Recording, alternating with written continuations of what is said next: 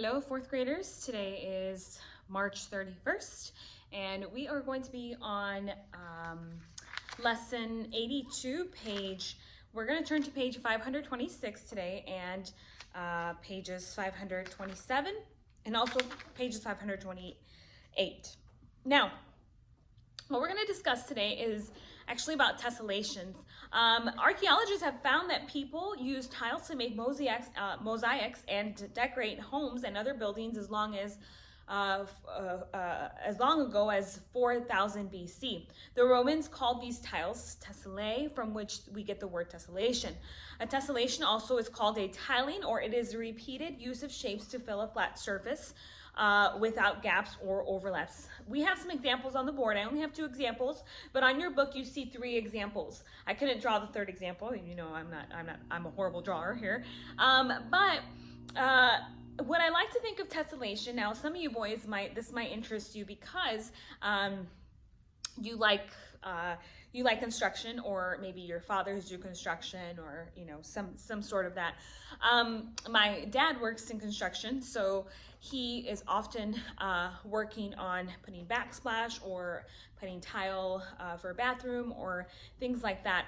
And I always wonder, how do they get such a perfect shape, and how do they put everything together? How do they, when I look at backsplash, or when I look at, if you don't know what backsplash is, that's what goes behind your behind or on the in your kitchen. If you have your kitchen, you see that little spot between the cabinets, maybe the top cabinets and the bottom ones, and in between there sometimes you just have drywall, or you just have a wall there. But sometimes, in my house for instance, I have backsplash, so somebody had to put that together. Maybe in your house, maybe on the floor, maybe there's a cool design on the floor. But oftentimes, Romans, like we said, use these tiles to fill shapes, or to fill a flat surface without any gaps or overlaps. We are going to start using today, there's 3 shapes we can use today to illustrate tessellation. The first one is a triangle. Now I have this, and I've drawn it with I drew it myself here. But some ways that you could fill a flat surface with a triangle is making sure that you line them up together like this. And you can form a tessellation from just putting triangles together. Today you're going to have a way of practicing that with your activity that was sent home with you, lesson activity 35 and 36. Then another way we can do this with a quadrilateral as well. Again, a tessellation is just filling or tiling that is repeated in use of shapes to fill a flat surface without any gaps or overlaps. And this is an example here of a quadrilateral. Notice there's no gaps in between, but it's filling a flat surface here, and it's perfectly in there. Starting with any tile, let's look on page 526, if you're with me there. Starting with any tile, how might you move that tile to continue each tessellation above? That is, what transformations can be used to go from one tile to another? Now, we've talked about transformations. Let's see if we remember, 4th grade. I think I've gone over this with a 5th grade, and I think I also did it with a 4th grade. I'm almost sure. That's where we're going over transformations. The first things first. When you slide something, what's the name for that? Okay, slide means to what? Means to translate, right? To translate it, you could either translate it up or down. A tile, you can translate it up, down, either way, right, left. Okay, for hexagon tessellation, tessellation, you can translate a tile into one of the sides aligns with the other. I don't have the example here, but if you have a hexagon, I've seen designs where people were at homes. Of course, I saw homes, and I see these pretty designs with tile, and I wonder sometimes, how did they get all those hexagons together without any gaps? And all you have to do is just translate a tile into one of the sides aligned with the sides of another hexagon. You're basically just finding the sides to align them together with the hexagon. For the quadrilateral, this last one here, to tessellate those ones, we translate a tile to continue the pattern. The translation can be up, down, left, right, or diagonal as well. Not all polygons tessellate, however. Remember, we talked about polygons as well. Those are those polygons can not all of them can tessellate like the quadrilateral and the triangle and the hexagon. But sometimes what you need to do is to fill a flat surface. However, every triangle and every quadrilateral can fill a flat surface. Here we show 2 examples on your page there, and I know I'm not showing you here, but I hope that you're following along with me on your book on page 526. Notice the triangle and the quadrilateral there. The triangle was all you're doing with that triangle, and it's not an equilateral. It's an equilateral triangle. It's actually a scalene triangle here.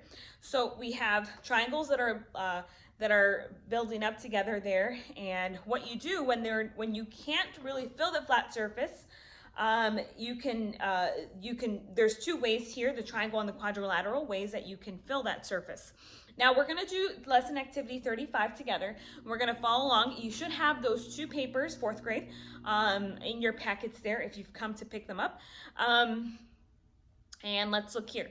Lesson 35. What you're going to need is some scissors. Sorry, not lesson 35. We're going to go to lesson activity 36. That's what I gave to you, and you need some scissors. If you have scissors at home, please take those out. I think you should have some. And take out lesson activity 36 in your math packets. Okay, I'm going to give you just maybe a few seconds there to finish that. Alrighty. I apologize. I keep going back and forth. I think there was one activity that I gave to you, and the other one I didn't. We're on page 527. Look on activity 1. That's the one we're doing. Lesson activity 35. I apologize. It is. You just need scissors. You're going to cut out the triangles for lesson 35, and you're going to use these figures to form 2 tessellations. You're going to come up with your own kind of tessellation. You're going to create your own tessellation with the triangles and with a quadrilateral. So you should have 2. Sort of like these here on paper. What I want you to do is, since you don't have construction paper at home, unless you have construction paper, then you don't need to. Then you won't need to color in the triangles or the quadrilaterals. What is it? The quadrilaterals, yes, and the triangles. You won't need any color pencils or any of that. But if you don't have construction paper at home, I'm going to ask you to color the quadrilaterals and the triangles. That way they're visible and you can glue them onto to paper there. You may want to color the figures, like I said, before cutting them out, and then put them together in a way that creates a colorful design. So you're going to design your own tessellation today, and I hope that it's actually not too hard. Again, if you have quadrilaterals like this one here, you can do something similar to that. If you have a triangle, if you're using your triangles, you're going to have 2 tessellations like these 2. And you can use them as a mirror to decide if your design has a line of symmetry. If it does, draw the line of symmetry. We talked about symmetry and how we could divide shapes and figures into 2 evenly, and if they're the same on the other side. Now look at lesson practice on page 528. It says, trace this figure on your paper a few times, turning your paper as you trace to show that the figure will fill a flat surface. So you're going to trace that first, letter A. Letter B, does this figure tessellate? You're going to tell me if that figure that you have there tessellates, okay? And let me know if it does, all right? And then look at letter C. Look at the 3 shapes below. Find pairs of shapes that will tessellate. Make a list to show the combinations of each pair of shapes. So you're going to do letters A, B, and C. I know that I did not give you lesson practice form, but after you're done with this, you're going to do on your own paper. You are going to do numbers 1 through 30 for written practice, and you should have your forms there with you. All right, and that is the end of this lesson. Please let me know if you have any questions, and you can email me or send me a message, and I'll be glad to help. Alrighty, have a great rest of your day. Bye-bye.